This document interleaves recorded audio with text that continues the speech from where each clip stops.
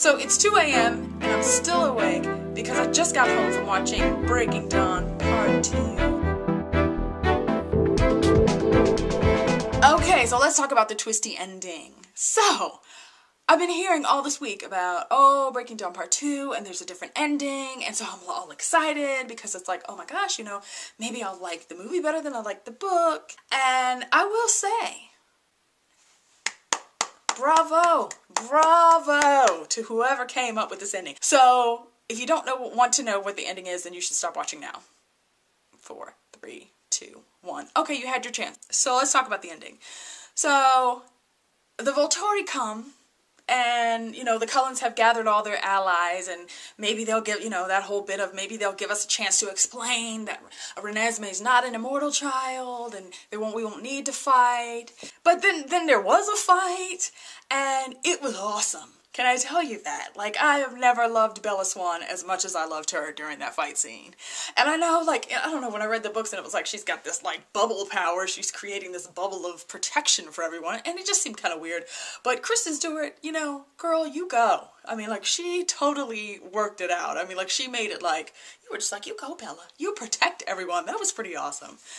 So there's just like fantastic battle, because eventually, of course, you know, the Volturi, I mean, they're just going to be jerks about things, and so there's going to be a fight no matter what, and so the fight happens, right?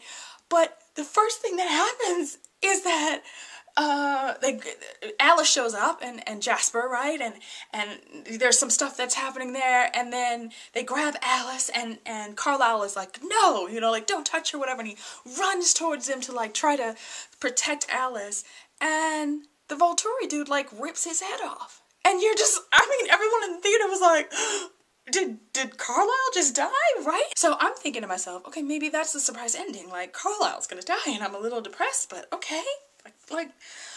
That was deep, you know? And then it's like, when Carlisle dies, and then everybody's like, hell, we're gonna fight.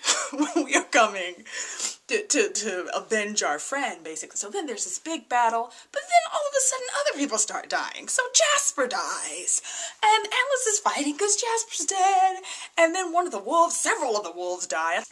So I'm traumatized. Everyone in the movie theater is traumatized because we're like, everyone's gonna die, right? So battle scenes happening, and it's like people are kicking people's butts, and heads are flying everywhere. I mean, that was like the major thing, was it's just like vampire heads on and off everywhere, basically. And yeah, and then like you get to this epic end of the battle scene, and then you hit this flash, and we're back at the beginning. And it's like Alice is back in front of, I can't think of his name, the head Volturi guy, whose name I can't remember.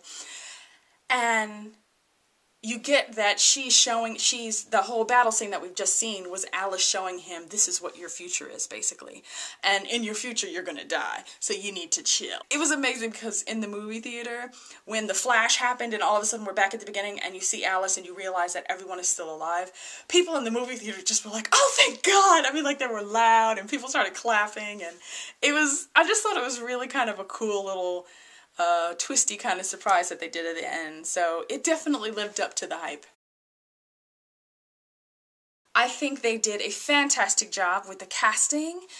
So like all the like foreign vampires that are coming from different places like Ireland and the Amazon and different places like that, I just felt like a lot of that was really well cast, and part of me was wishing that there was another movie that, you know, where we could all get together and battle someone else, you know. It was kind of fantastic. The number one thing that I did not like in this movie was Renesmee, right? So when she got older, she was great, but like when she was a baby, they decided that instead of using a real baby, they were going to CGI her. And it was just weird. Like, from the first moment that she comes on screen, it was like, what the heck is that? Like, is that supposed to be the baby? Why did they CGI the baby? She would come on the screen like the baby would, and people would start giggling because it was just weird, weird, weird, weird. So, number one thing that I didn't like about this movie was the weird CGI baby. Okay, that's it. That is my kind of rambling take on Twilight Breaking Dawn Part 2. Thanks for watching. Bye.